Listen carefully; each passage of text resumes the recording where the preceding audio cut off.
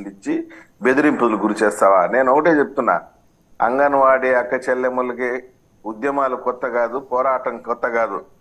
ఏమి నీకు అధికార మదం తలకెక్కి పొటేటేకి ఉల్లిపాయకి తేడా తెలియని గొప్ప నాయకుడు నువ్వు మాట్లాడుతాను. అంగన్వాడీ అక్క చెల్లెమ్మల్ని హేళనగా చేసి మాట్లాడతారు ఈ మంత్రులు, ఈ ఎమ్మెల్యేలు.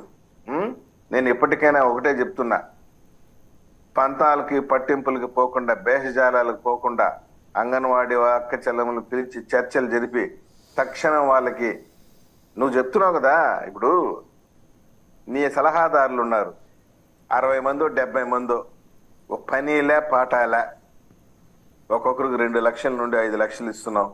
ఏసీ రూముల్లో కూర్చుని కాలక్షేపం చేస్తున్నారు వాళ్ళ వల్ల వచ్చిన ప్రయోజనం లేదు. కానీ అంగన్వాడీ అక్క చెల్లెమ్మలు గర్భిణీ స్త్రీలకి, చిన్నపిల్లలకి, వీళ్ళందరికీ అమూల్యమైనటువంటి సేవలు అందిస్తున్నారు.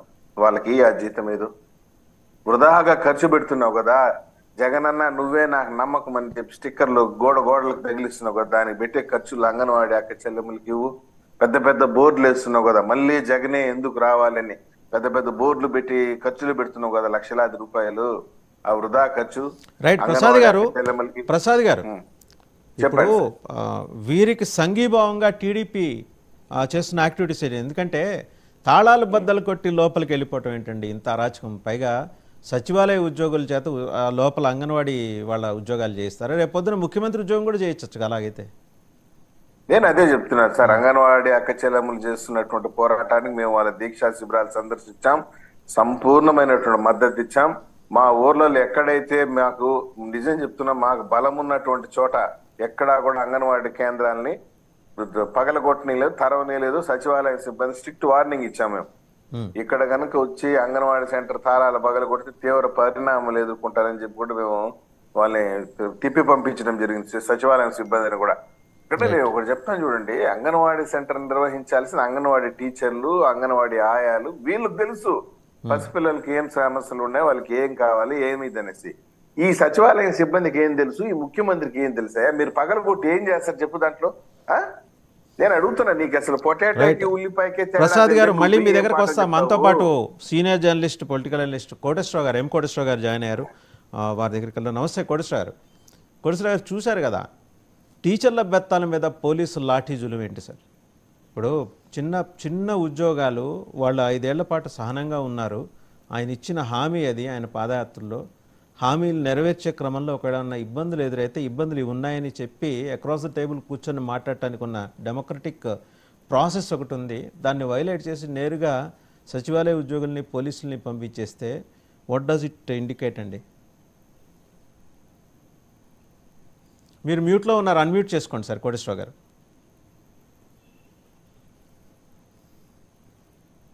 కోటేశ్వరరావు గారు మ్యూట్లోనే ఉంది ఇంకా. కోటేశ్వరరావు గారు అన్మ్యూట్ చేసుకోండి.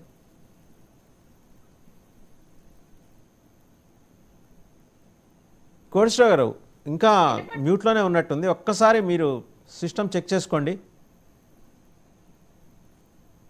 రైట్, మీరు చెక్ చేసుకుంటుండండి, మళ్ళీ మీ దగ్గరకు వస్తాను.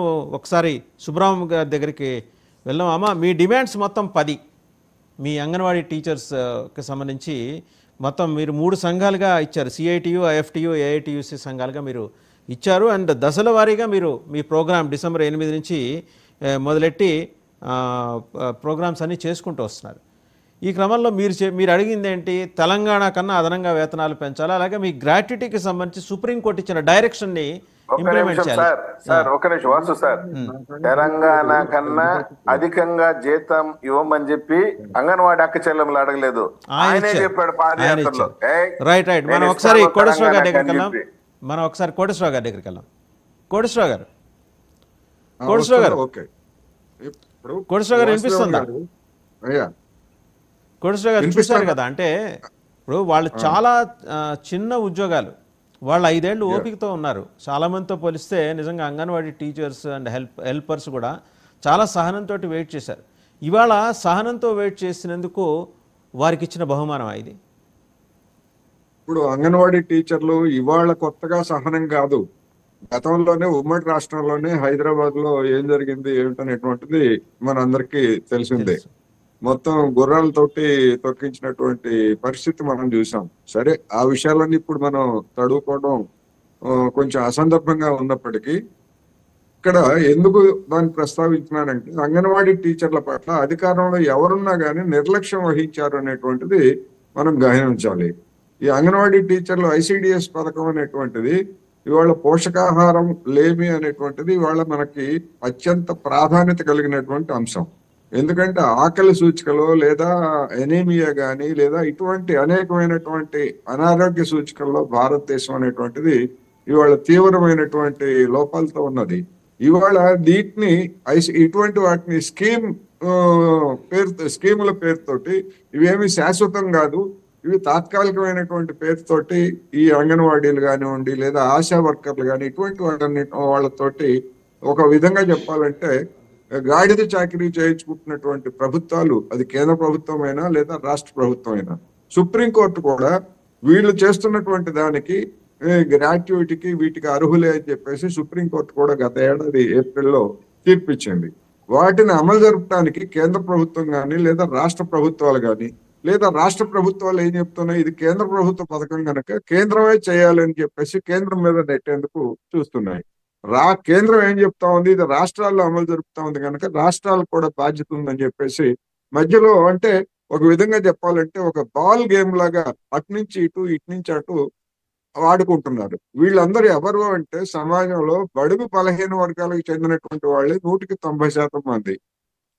వీళ్ళు కూడా అల్పాదాయ వర్గాలకు చెందినటువంటి వాళ్ళు తప్ప అధికాదాయ వర్గాలకు చెందినటువంటి వాళ్ళు ఎవరు కూడా ఈ విధమైనటువంటి గాడిద చాకరీ చేయడానికి ముందుకు రారు. అనివార్యమైనటువంటి పరిస్థితుల్లో ఈ వర్కర్లు కానీ ఆయాలు కానీ ఉన్నటువంటి వాళ్ళని వీళ్ళ పట్ల కనీస సానుభూతి కూడా లేకుండా ఈ విధంగా చేయడం అనేటువంటిది చాలా దారుణం. ముఖ్యంగా అంగన్వాడీ కేంద్రాలను తాళాలు బద్దలు కొట్టాల్సినటువంటి అగత్యం ఏమొచ్చింది?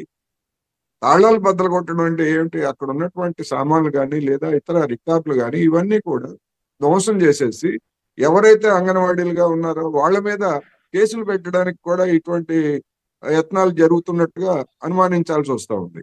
ఎందుకంటే అటువంటి ఆ విధమైనటువంటి ఇప్పుడు మన ఇవి వాలంటీర్లు కానీ లేకపోతే ఇతరులు కానీ వాళ్ళ రెగ్యులర్ డ్యూటీలో ఇది భాగం కాదు. ఆయన సమ్మె చేసినటువంటి వాళ్ళని ఈ విధంగా సమ్మె విచ్ఛిన్నకారులుగా ఇవాళ గ్రామాల్లో పట్టణాల్లో వైసీపీ లేదా వాలంటీర్ల వ్యవస్థను ఉపయోగించడం అనేటువంటిది దారుణం.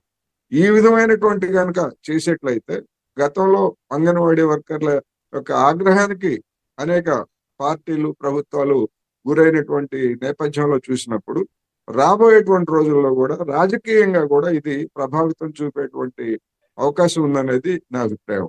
ఏమైనప్పటికీ మన జగన్మోహన్ రెడ్డి గారు మడమ తిప్పినటువంటి అంశాల్లో ఇది కూడా ఉంది. పక్కనే ఉన్నటువంటి తెలంగాణతో పోల్చి ఉద్యోగులకి అన్యాయం చేశారు.